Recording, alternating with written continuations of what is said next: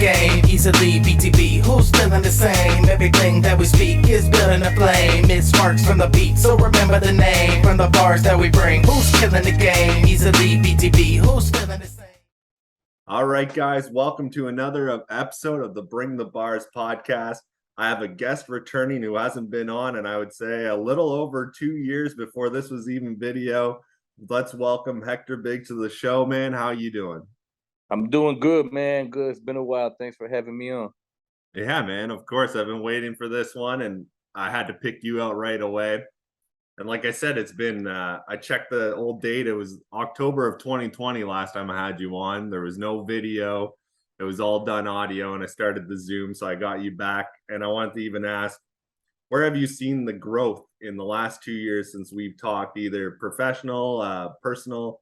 In 2 years, how do you see the growth that's been going on for you? Oh man, it's been amazing, man, personally and professionally. I'm getting more in touch with my energy and vibration, man, and my peace, knowing what deserves a reaction and what doesn't, and focusing in on what's important to me and really what I care about, my family and my music and photography. So I've been doing that, man.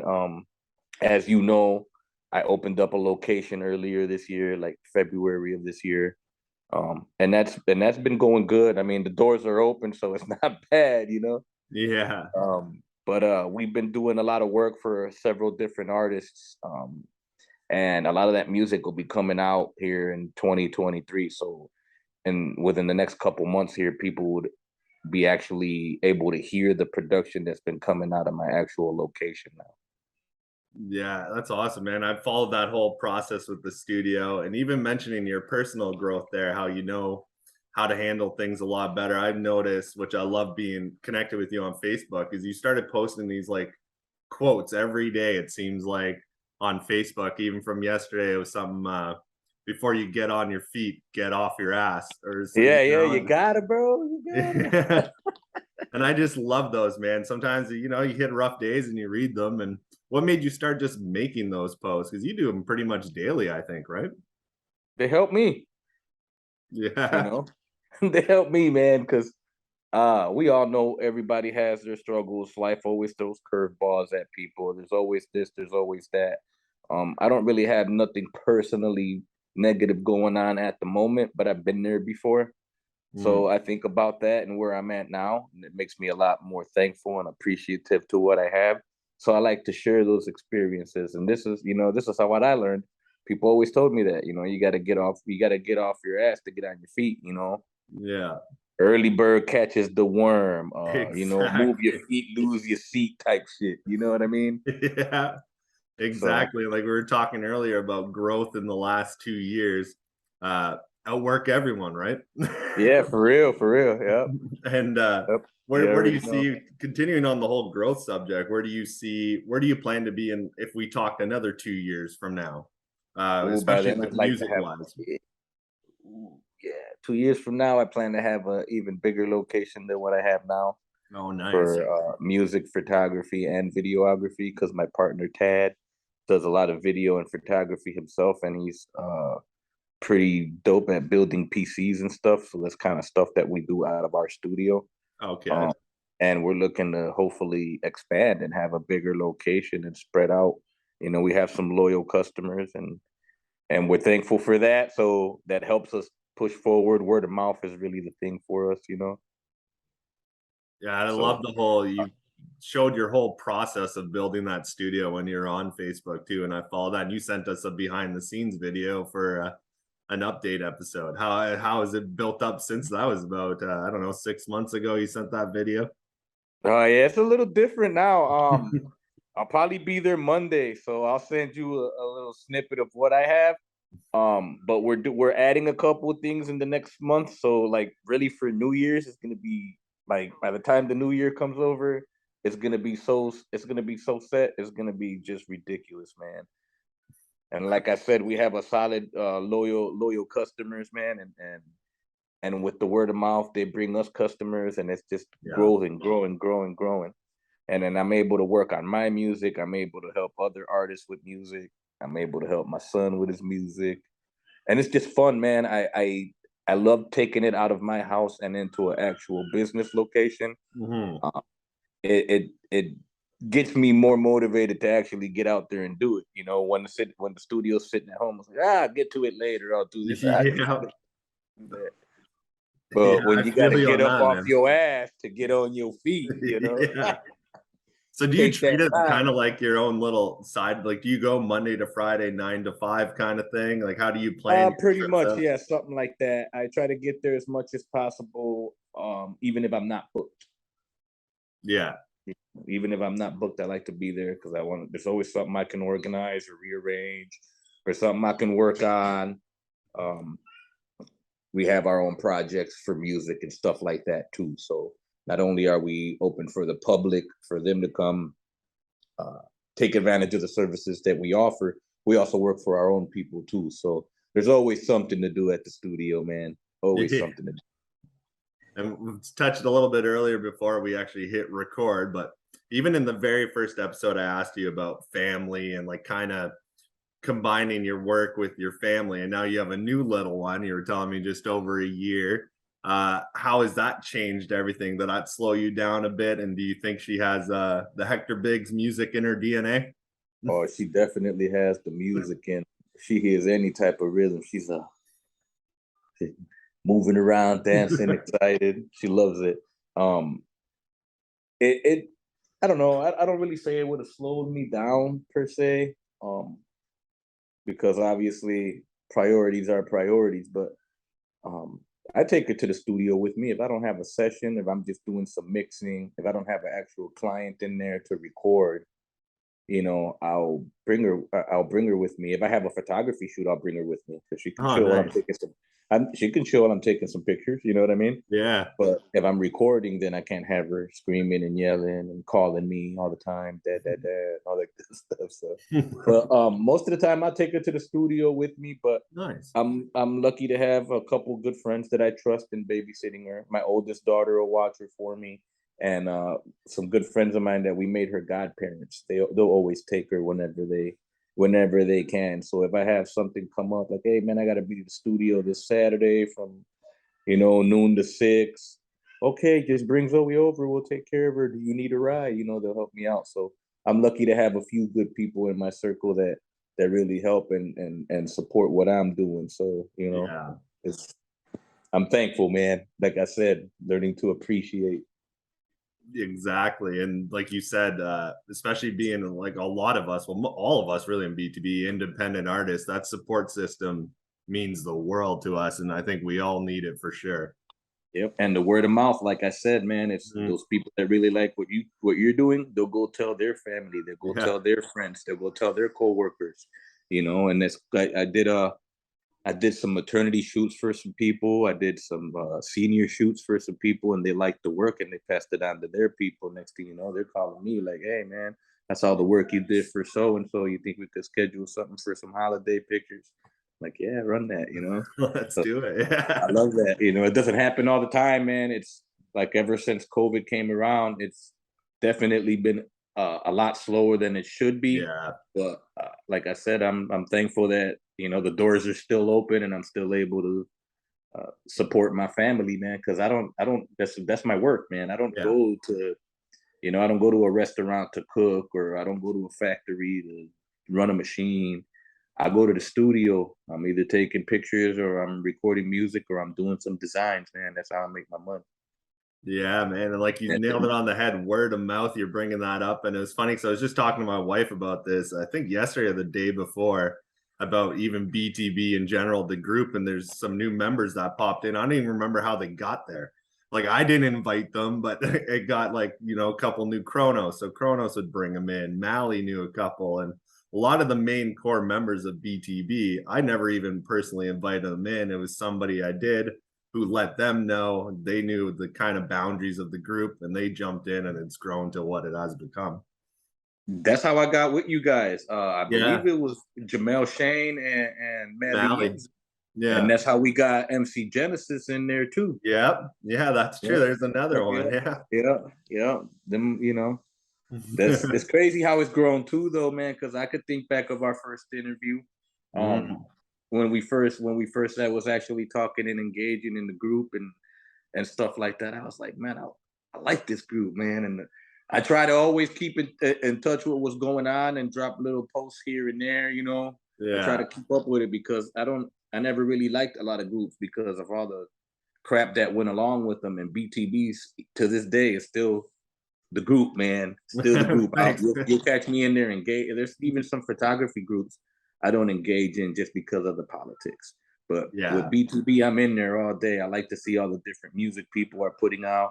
Hearing you get people, to know the people in there too. Not only knowing them and watching their creative and even watching them grow, because we've all grown together in the last couple of years watching each other. You know what I mean? So it's awesome, bro. I love it. Yeah, thanks, man. I appreciate that. It's been a lot of fun and it's been a ride. Of course, with you run also Bigger Productions. You still have the website going, but it ends with a Z, biggerproductions.com. From what I know, you had 2 artists, I think, signed, right? Yep, Dev Dimensions and XX5. Yeah, okay. What are they coming up with that's coming soon? Dev Dimension has a couple singles that'll be coming out in 2023. And XX5 is working on an EP. We're deciding if it's going to be 4 or 6 song EP. It's going to be called From Concrete. And you'll be hearing a lot of new stuff that he's got. He just actually moved back to the state. And he got a good job opportunity back over here. So he wound up coming back from Colorado. And what we're going to do is we're going to dedicate at least, 1 day out of the month where he can come to the studio. We can sit in there, 4 6-hour session, me, him, and Dev, and put out some work, man. I got some stuff coming out too. I got this song called Put in Work I'll be releasing with my boy Big Buck Beezy, and this song called Listen to Me that I'm doing with Sprite. So you actually jumped on the exact same thing I was going to bring up next, because I noticed those posts and I wanted to ask you for Put in Work and Listen to Me, 2 great features as well. What can people expect from those tracks? Bars and real life bars, man. Like Put in Work, man. It's that I'm telling what I do, man. What I do this to feed my family. That's what a priority to me, bro. I have fun. It looks easy to people, man, but it's a lot that go behind the scenes of really dedicating yourself to music, man, and investing in yourself. Some people it's a hobby. For me, it's more than that. For me, this is business. You know what I mean? And I try to treat it as such. So yeah, and it's exactly like investing in yourself as well, because that studio you created, that you built and everything, that didn't come free. People think like you just got there. You have to take the money you earn and also invest in yourself. Put it right back in there. I don't get to. I get to enjoy that money by spending it on buying more stuff to help me keep doing this. Yeah, exactly. There's always something to buy, man. At the end of the rope, you're always, this cord has been around for 5 years. Now it's not acting right. Go buy another new cord. Cord costs like $60. Then this mic sounding raspy. That's another 500 plus, depending on the mic you're getting. Yeah, headphones, microphones, everything, man. Yep. It all adds up. Computers, you got to update those after a while. You know what I mean? Different plugins to buy. I couldn't even tell you how much money I got just in plugins, bro. Oh yeah, I can just imagine, man. Just for Pro Tools alone, that's not counting my Adobe plugins. Yeah. I got way more on Adobe too, man. So yeah, it adds up, man. It adds up. It definitely does. But like I said, it's something I love to do, and it pays. It works. It's awesome. I enjoy it. It's a headache. All of that, the good, bad, and the ugly. Everything wrapped into one, man. Yep. So that's what people can expect from Put in Work. And as far as Listen to Me is just me telling people we all go through the same thing in life, man. We all go through heartache. We all go through pain. We all go through stress. We all go through depression. We all experience a form of that in our own way. You know what I mean? Not everybody's story's the same, but they're pretty much similar. Everybody's happy. Everybody's sad. It all happens. So I'm just telling a story about how we all do that and how we got to stay positive and push through it. You know what I mean? So that's what you can expect from Listen to Me. And the reason I put Mary on there is because everybody knows Sprite was in that accident and stuff like that. So it kind of helped her too, because she was going through a depressive state. And I always told her, you gotta keep your head up.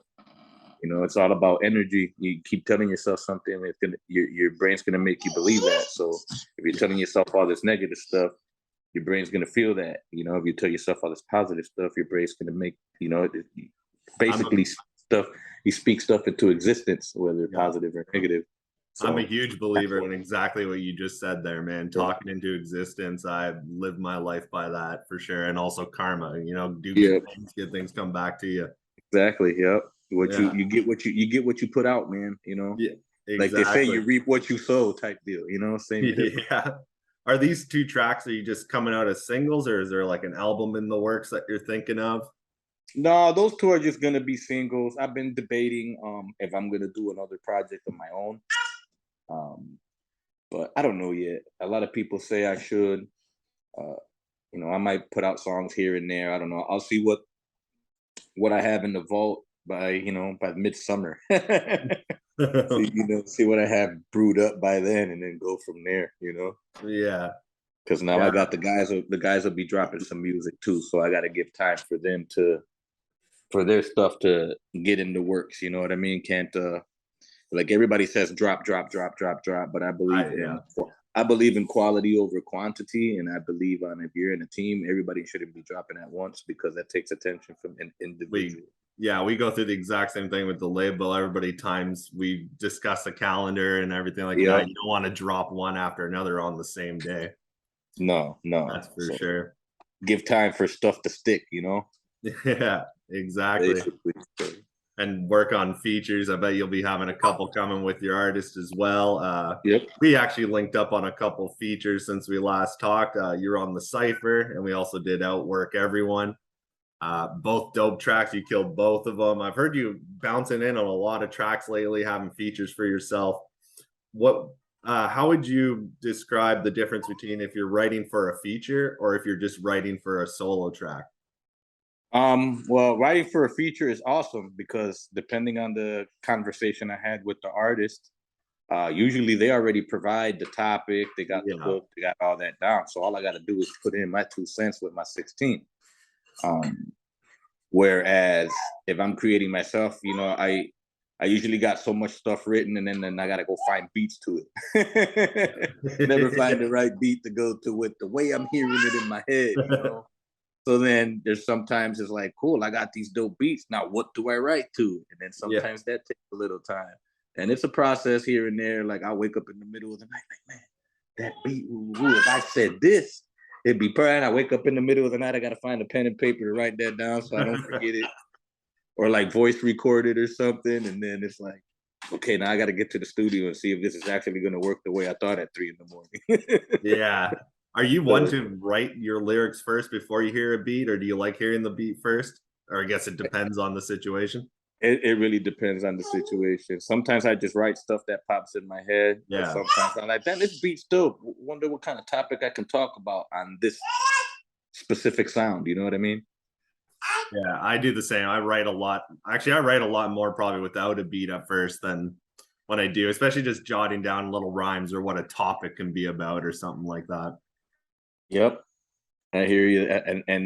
And to me, it's like either way. Sometimes it's one way, sometimes it's the other. Sometimes it's writer's block and nothing's happening. Yeah.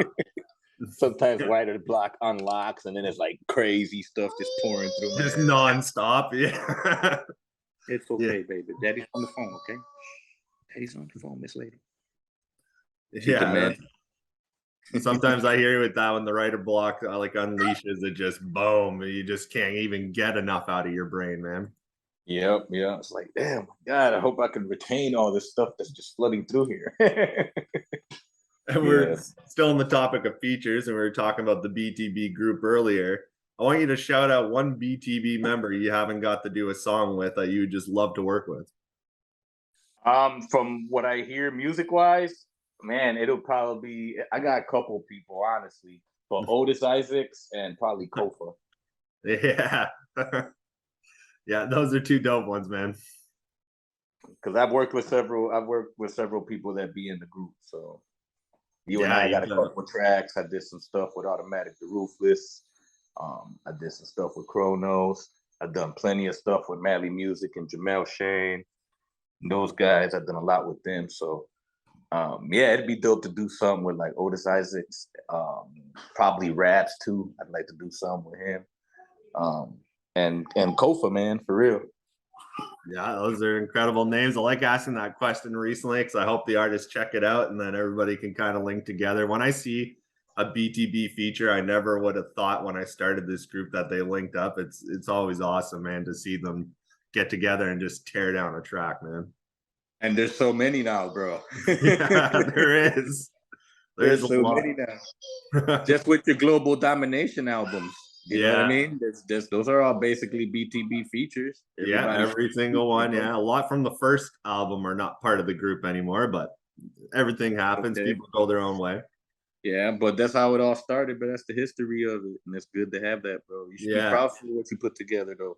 I know you put in a lot with the YouTube stuff and with what we're doing right here, right now, with managing the page and all that stuff, and trying to keep, you know, all these eagles and all these wild animals in order. Yeah.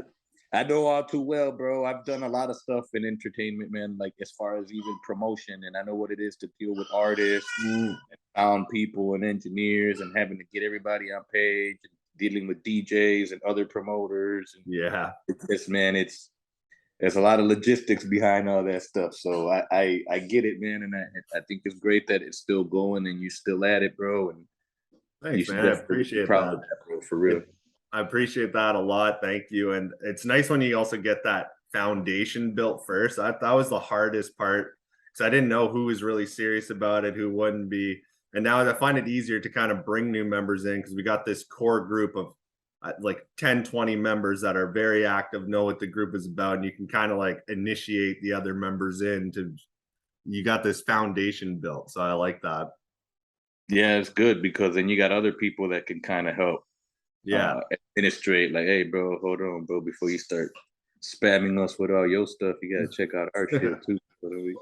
I even had members like hit me up when they're just like, yo, man, this guy keeps like dropping links on my shit, and then I have to check it out and be like, all right, I'll talk to him or either remove them depending on how it goes. But yeah, and then that's work, man, and you got to deal with people, and you know, I've done management work in restaurant fields and other stuff too. And dealing with people is just you can't always be the nice guy, you know? Nope, you can't. That's for sure, man. I had to make some tough decisions with it, but overall, I love how it's turning out. I think it's only going to keep growing for sure. Oh yeah, definitely, bro. Definitely. And one thing I'm curious about, what's that? I said I'm not going nowhere. I love it. I'd love you to stay as long as you want, man. For sure. We got awards coming around the corner too, so that's going to be fun. Oh yeah, that is true. Yeah. I think always the March of the year, so not that far away because that takes a lot of planning. Oh yeah, I know. And for I like asking this for a lot of guests now is if you were to make a greatest hits album, a Hector Biggz or even bigger productions greatest hits album, what would be a few tracks you'd want to throw onto that list? Of my personal tracks, I'd probably put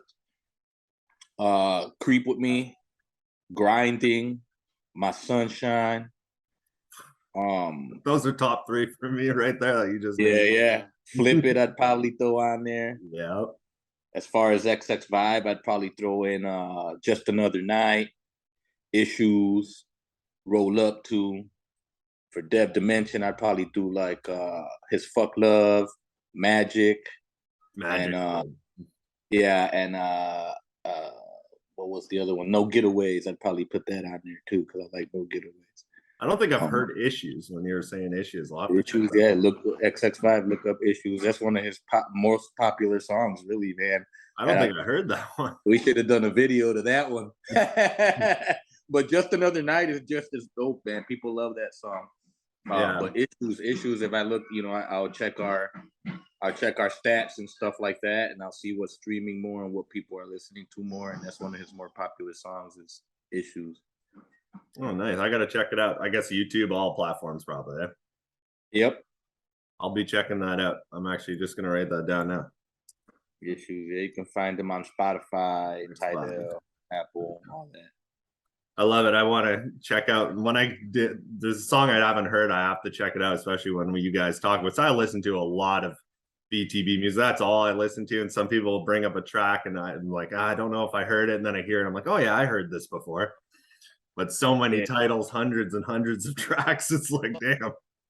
Yeah, and sometimes they're the same name and stuff like that. You know what I mean? It's tricky, bro. I be listening to a lot of people music too. They don't think I do, but I be listening to people music.